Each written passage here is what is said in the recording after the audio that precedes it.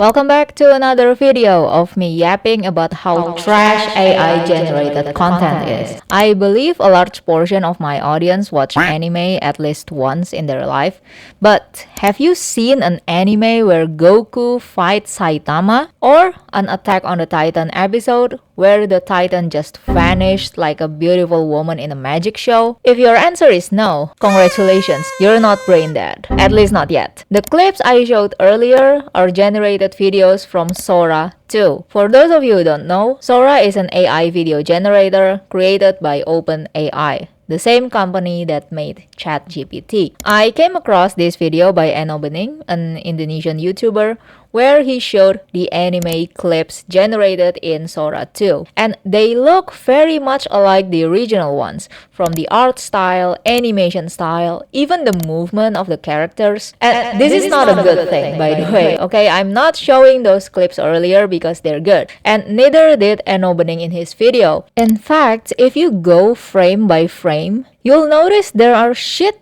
ton of weird things in these generated videos. Like, okay, look at the hand. This is clearly AI generated. You know how AI cannot make perfect human hands, right? And look at Goku's face. It goes from here to here. Look, this is so uncanny. The placement of the neck is so weird. The anatomy is all weird. And suddenly he has white eyebrows. Look at this.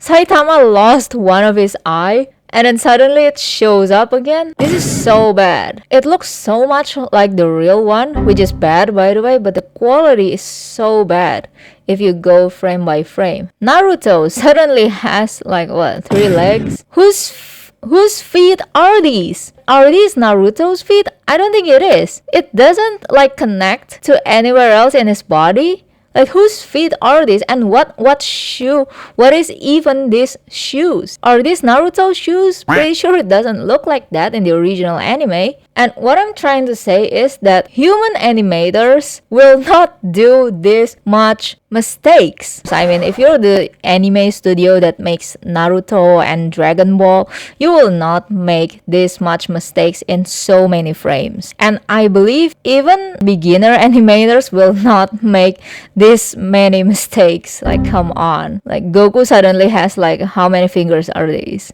Like 6 fingers? As we all know, anime is highly copyrighted. I'm not sure about the law on movement and animation style, but I'm pretty sure the characters are copyrighted. But apparently in Sora, you can generate copyrighted materials even if you don't state it explicitly. Listen to this. The updated version of Sora allows users to generate copyrighted content even when it's not explicitly stated in the prompt, raising significant concerns about the platform's liability and responsibility for respecting the intellectual property and copyrights, including moral rights of the original content creators. So what it means is basically, if you type in straw hat, black hair, round eyes, scar below one eye, big smile, red shirt to Sora, it can share out an AI generated of Luffy. That is so messed up. Does that mean when there's a copyright lawsuit from the original creators, OpenAI can just be like, no, we didn't break any laws. Our users don't even type in the character's name. Just describing some visual traits doesn't mean it's your character. They're just similar. They just look alike, but it's not your character. Blah, blah, blah. Like, am I crazy? That's the first thing that came into my mind after reading that article. I also found another article saying OpenAI's interpretation and understanding of copyright and likeness isn't clear. Jason Kwon, Chief Strategy Officer of OpenAI, says that their approach has been to treat likeness and copyright distinctly. So the unresolved question is just how distinct that separation really is. Are you kidding me? Are you freaking serious? Okay, just how far can you take likeness, quote-unquote likeness, and similarity until it becomes a copyright issue? Like, you've seen the clips, right? You've seen the visual is literally one-to-one with the original anime. Like, do you still believe that OpenAI doesn't fit copyrighted materials to train Sora 2? You just claim they look alike? I don't think so. I have a hard time believing that. it's very hard to believe they don't feed copyrighted material to their AI. And it gets even worse. Surprise, surprise. The lobotomized zombies who generated these anime clips with such pride bestow themselves with the title AI Anime Creator or Consultant. AI Anime Creator. My dude, you're typing gibberish to a video generator. A literal 4-year-old can do your job, and yet you're so proud of it, it's embarrassing. And I'm sure there is a herd of AI bros drooling at the mouth on the release of Sora 2 and calling it the future, like a bunch of Neanderthals seeing fire for the first time. Like, when people with brain cells ask to visualize the future, they might answer, oh, flying cars, or a cure for cancer, or medicines to prolong dogs' lifespan and shorten cockroaches' lifespan. You know, things like that. Things that are actually useful. But for AI bros, this is what they call the future. On the legal side of things, Enno Bening mentioned that the copyright law in Japan might get stricter if this whole AI-generated anime clips continue to exist. I mean, it's a good thing if by making stricter laws, OpenAI cannot do as they please anymore. But what if it also affects fan artists and also cosplayers? They might forbid others from drawing or cosplaying copyrighted characters out of fear that other people using it to train generative AI, which, now that I think about it, is already happening as we speak. Well, I hope this doesn't happen, obviously. I still have faith that anime studios and manga artists are not that stupid. I'm sure they know that there are many people who genuinely enjoy their work and are against this type of stinky garbage. So far, the anime studios haven't made a statement yet, but hoo boy! Sam Altman, the CEO of OpenAI, responded to this whole kerfuffle. And it's safe to say it's not quite hitting the right mark, at least in my opinion. OpenAI founder and CEO Sam Altman said that there are two major changes that he's planning. First, we will give rights holders, Jesus, put a hyphen in it. We will give rights holders more granular control over generation of characters, similar to the opt-in model for likeness, but with additional controls, referring to the personality rights of the individuals, including celebrities, that have resulted in a new kind of interactive fan fiction. Oh yeah, that's right. Real people also fell victim to this whole Sora thing because random degenerate ass can just use other people's faces to do and say stuff they never say and do, which, by the way, YouTube has also allowed to happen in the past, and guess what? They get sued! And this happened not too long ago, by the way. Okay, that's a whole nother can of worms that I will not talk about in this video, or else this will be a 2-hour-long video of me just yapping. But I hope the same thing happens to Sora. I hope people just sue them left and right because, come on, if you use your 2 brain cells for 5 minutes, you'll realize that Sora is so easy to abuse. People can commit crime with it, like create fake news, slander, defamation, scams. Wait, maybe I shouldn't give them ideas. Don't do any of that, okay? I will report you to the authorities. Now, maybe some of you are thinking, but Fung, they have put restrictions and make sure there are additional controls so people cannot do.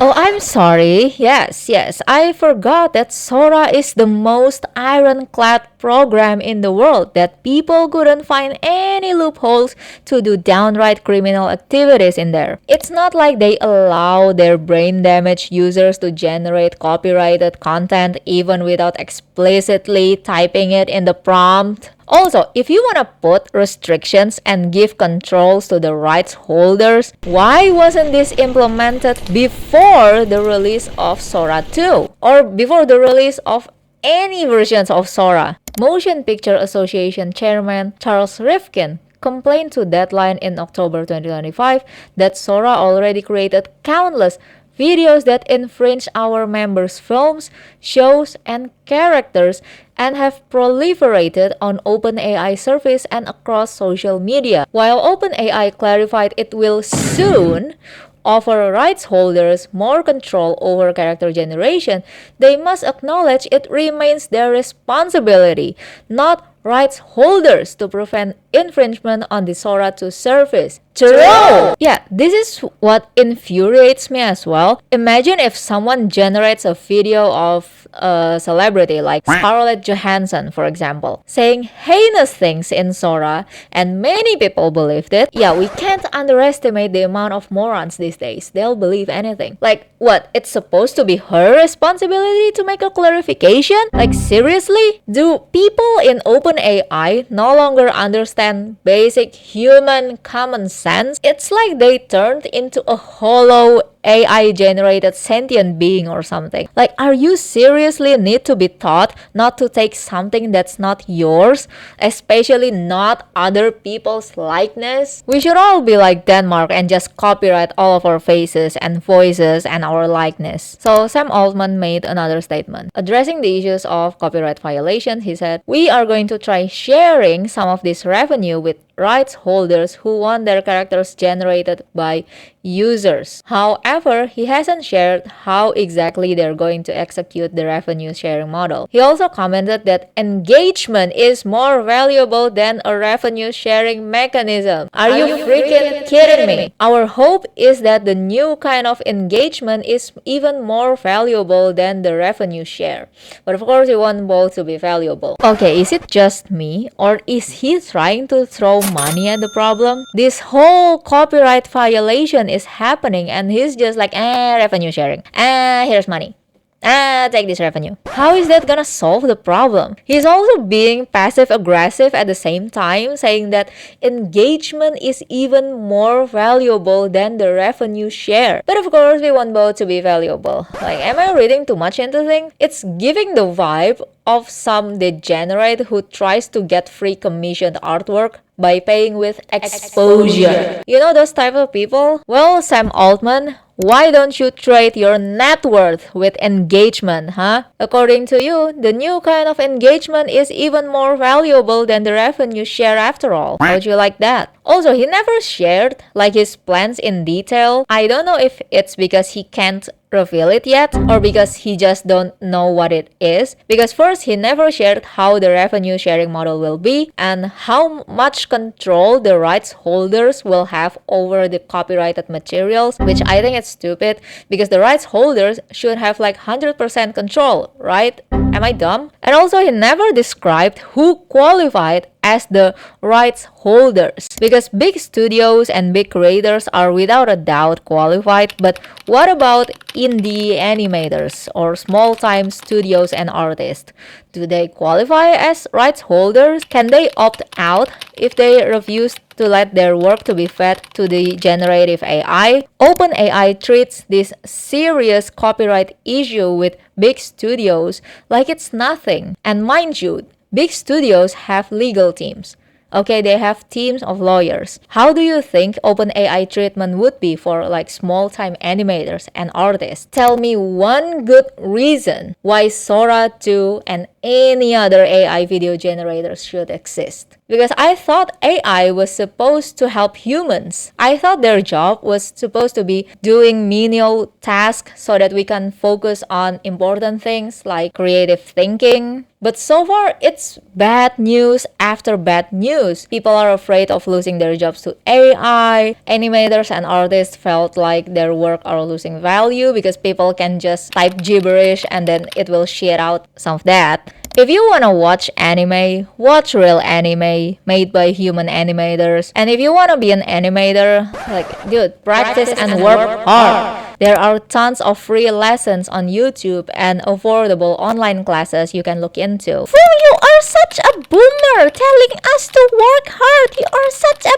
buzzkill. You're damn right I am. Work, practice, study. You think you can achieve your goal just by typing gibberish to Sora or ChatGPT or whatever else is there? No. Okay, I got a little worked up there. Anyway, there are actually a lot more AI bad news I want to cover, like the AI Stan Lee, the YouTube VO3 situation, the AI actress, and also the AI who threatened to hurt humans, to avoid being deleted. It's really wild. Like so many bad news revolving AI. Are we really sure that this technology will help us? But making 2 hour long video just talking about AI nonstop is just making me nauseous. So I will save those for another video. That's all for today's Fong News. Bye!